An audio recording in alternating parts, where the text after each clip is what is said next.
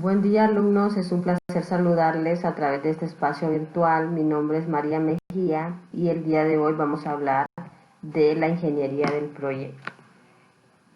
La ingeniería del proyecto pues es la etapa dentro del diseño de una planta donde vamos a resolver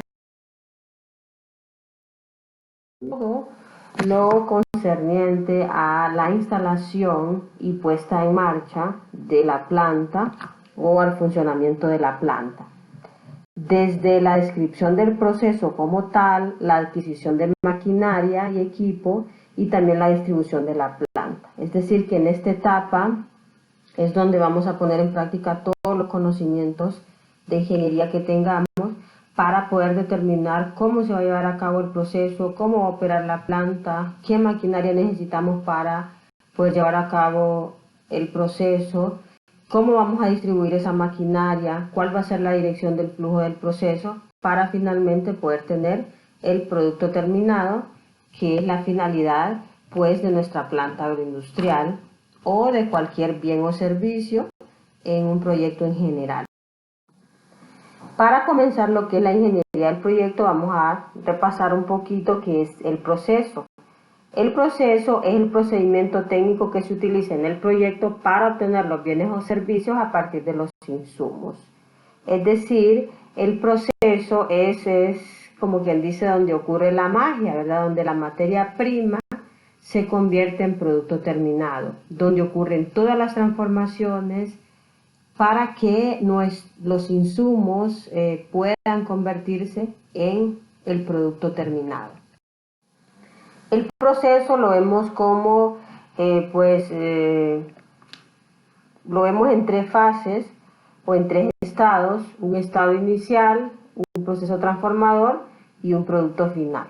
En el estado inicial encontramos los insumos, que son todos aquellos elementos que forman parte del producto como tal. Ahí vamos a incluir la materia prima, que es el insumo principal, podemos decir, en el producto, y todos aquellos elementos que se agregan a esa materia prima para poder convertirla en producto final. Por ejemplo, si vamos a elaborar un queso, la leche sería la materia prima principal, el insumo principal o materia prima, pero también necesitamos otros elementos como el cuajo, el cultivo láctico, la sal y otros insumos que pudiéramos necesitar. Ahora, ¿qué son los suministros? Que también los encontramos en el estado inicial. Son todos aquellos elementos que son indispensables para el proceso, pero que no forman parte del producto como tal. Sin los suministros no podemos llevar a cabo el proceso. Por ejemplo, la energía eléctrica, el combustible. Por ejemplo, en una planta agroindustrial es indispensable el agua para llevar a cabo todas las labores de higiene dentro de la planta, etc. Todos aquellos elementos que son indispensables para el proceso. También podría ser algún banco de hielo que se necesitara para hacer algún proceso de enfriamiento, etc. Durante el proceso transformador pues encontramos al proceso como tal, que es todo el conjunto de pasos que se van a realizar para poder convertir la materia prima en producto terminado. Este proceso hay que definirlo, hay que detallarlo mediante todas las técnicas de análisis del proceso productivo, de las cuales vamos a hablar más adelante, pero hay que describirlo con todos los detalles que pudiera tener. También dentro del proceso transformador encontramos al equipo productivo, es decir, es el conjunto de toda la maquinaria y todos los equipos que son necesarios para llevar a cabo el proceso. Finalmente, aquí dentro del proceso transformador también encontramos un tercer elemento, que es la organización. Cuando hablamos de organización nos referimos a todo el recurso humano que se necesita para poder llevar a cabo el proceso, para operar la maquinaria y equipo y poder elaborar el proceso. Por más que los procesos estén automatizados, siempre se requiere de recursos humanos para poder llevar a cabo el proceso. Por más que un proceso esté manejado por robots, siempre se necesita un obrero, al menos para estar presionando un botón o dando algún tipo de mantenimiento, pero este recurso humano no se ha logrado sustituir en un 100% por las máquinas, así que siempre vamos a encontrar este elemento. Finalmente, dentro de lo que es el producto final, encontramos el producto, que es, como quien dice, el objetivo principal de realizar el proceso. Si no hay productos, pues no tendría sentido elaborar el proceso, que es, el producto es el bien principal que se obtiene de la materia prima y de los insumos y de realizar el proceso. También encontramos los subproductos. Los subproductos son consecuencia del proceso, generalmente no son el bien principal, pero surgen de haber realizado el proceso y siempre tienen un valor económico. Ejemplo de ello, por ejemplo, siempre con el tema de los lácteos, si el bien principal de realizar un proceso es, por ejemplo, elaborar un queso, si nuestros clientes nos piden que el queso sea descremado, pues es necesario descremar la leche, y un subproducto que surge es la crema. Entonces, este subproducto es una consecuencia del proceso, no como el bien principal, pero que tiene un valor económico.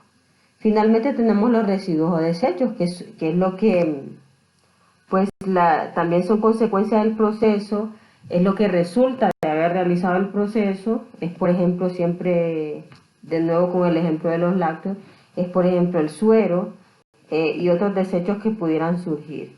Los residuos o desechos se diferencian de los subproductos porque los residuos o desechos a veces tienen valor económico y otras no. Los subproductos siempre tienen valor económico, los residuos o desechos en unas ocasiones sí y en otras no. Entonces ahí encontramos la diferencia.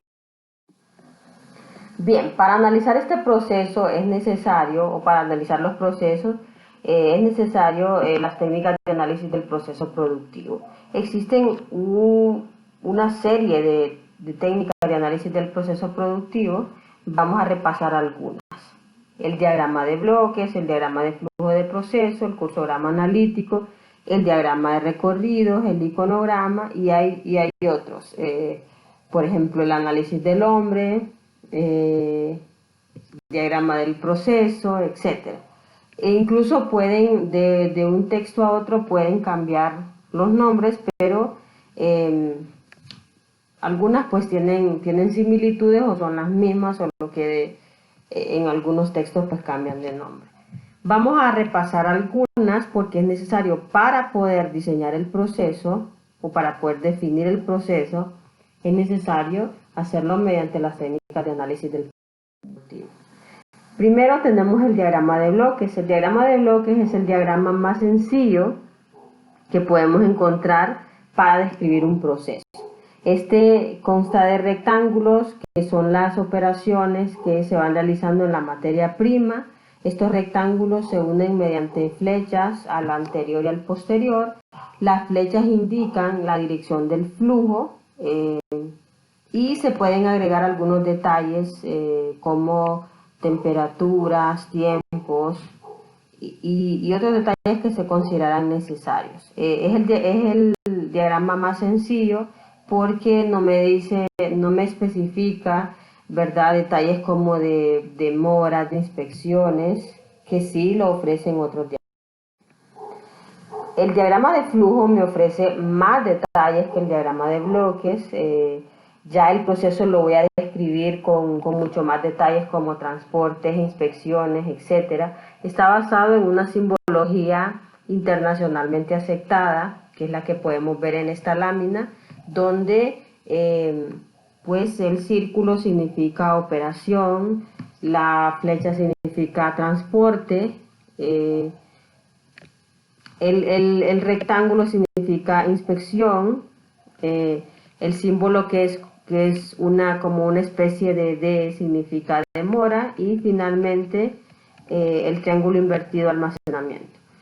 Vamos a repasar un poquito qué significan cada uno de ellos. La operación pues es cuando se realiza un cambio físico, químico, biológico, la combinación de estos tres en una materia prima. ¿Por medios qué? Físicos, químicos o biológicos.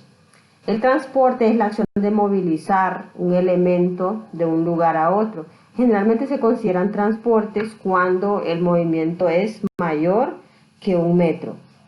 La inspección es cuando se realiza algún tipo de supervisión en alguna de las etapas del proceso y generalmente se hace con fines de control de calidad. La demora, pues algunos procesos pues tienen cuellos de botella, ¿verdad? Y es necesario analizar los procesos para ir eliminando estos cuellos de botella que son muchas veces cuando hay retrasos en el proceso innecesarios, cuando se acumula material en alguna de las etapas del proceso o en algunas ocasiones esta demora lo exige el mismo proceso. Por ejemplo, ¿verdad? Cuando se está elaborando alguna pieza y hay que esperar a que seque.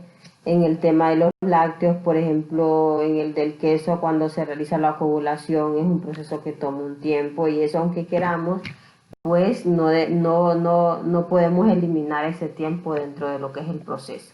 El almacenamiento, existen 3 tipos de almacenamiento en una empresa, que son el almacenamiento de materia prima, el almacenamiento de producto en proceso y el almacenamiento de producto terminado. Generalmente estos 3 no se pueden mezclar porque va a haber contaminación cruzada si mezclamos materias primas con productos terminados o producto en proceso.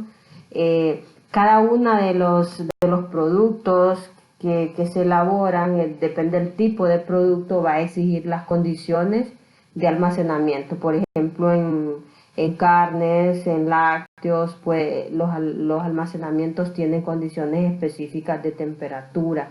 En el tema de los granos, pues pueden ser condiciones de humedad o de ventilación que son necesarias.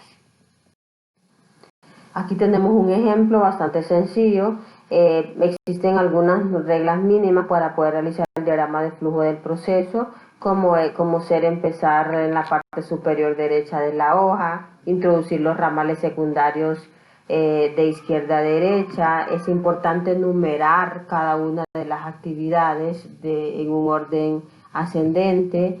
Hay que nombrar todos los cambios y todos los cambios que pueden ser operaciones, inspecciones, demoras,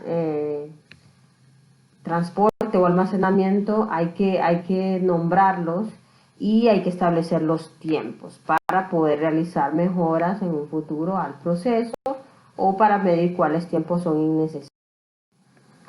Otra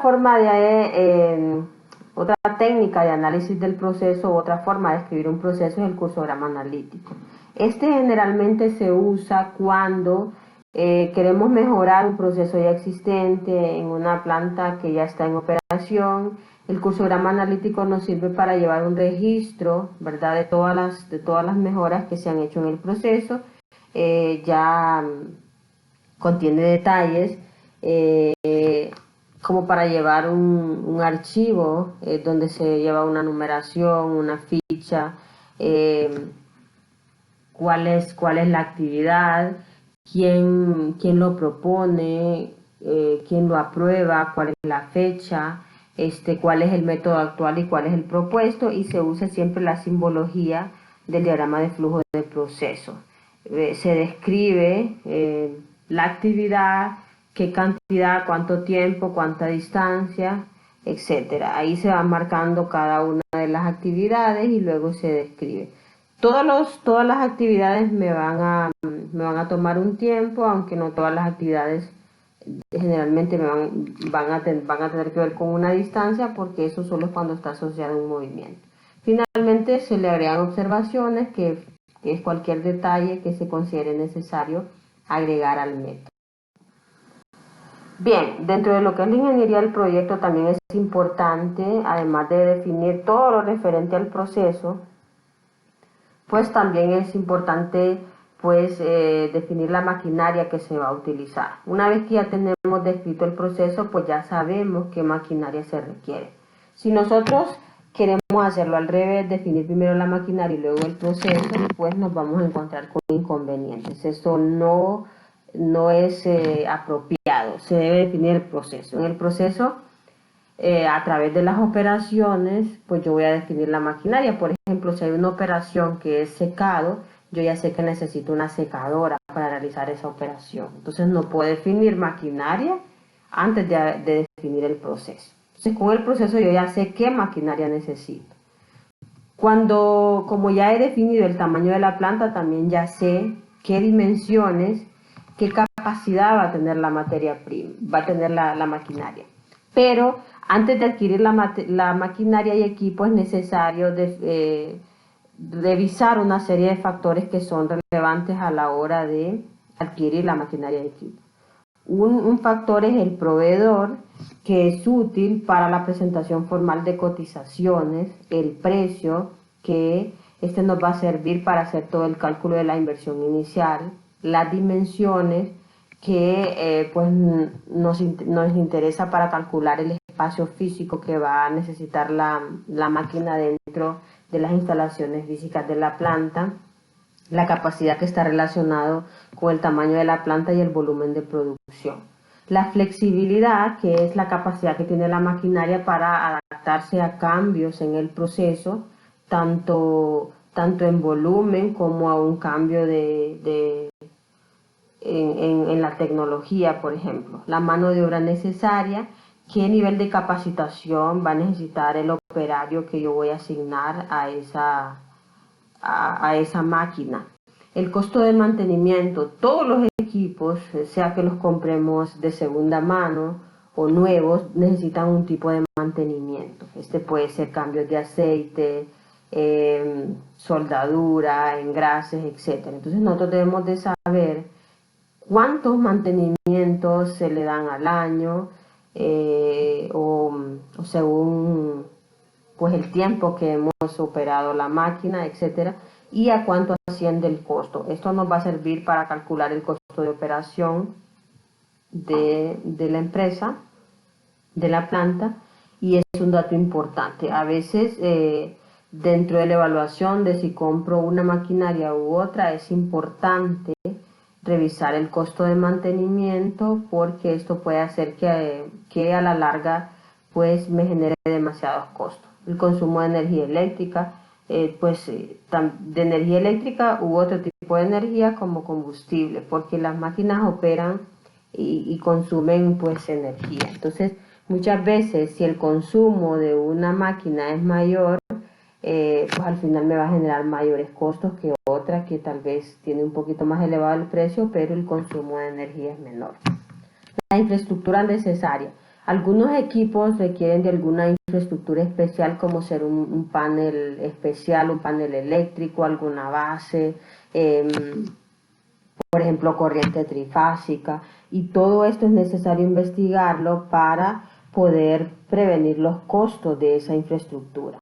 Los equipos auxiliares, por ejemplo, si yo voy a comprar un pasteurizador, y este pasteurizador pues opera con vapor, el equipo auxiliar sería el equipo que me va a generar el vapor y vendría siendo la caldera. Entonces, si los equipos auxiliares son demasiado caros, pues debemos analizarlos a la hora de adquirir el equipo. El costo de los fletes debemos investigar a cuánto asciende y si está incluido en el precio o no. El costo de instalación es importante, ya que lo ideal es que la empresa que me vende el equipo me instale el equipo y me lo entregue funcionando, porque luego hay algunos inconvenientes y esto puede generar costos adicionales a la empresa. La existencia de refacciones, es importante este dato porque muchos repuestos, como nosotros normalmente les llamamos, no se encuentran en el país y luego nos van a generar demasiados costos.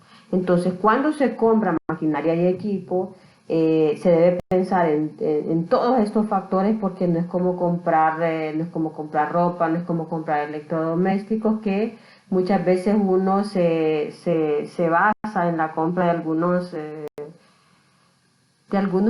algunas cuestiones personales basados solo en precio o en marcas. En el caso de los equipos como la maquinaria industrial, pues es necesario analizar todo, porque luego pues nos vamos a topar con que una máquina nos consume mucha energía y esto le genera muchos gastos a la empresa, que los mantenimientos son muy caros, etcétera. Entonces, normalmente nosotros cuando compramos lo único que evaluamos es precio.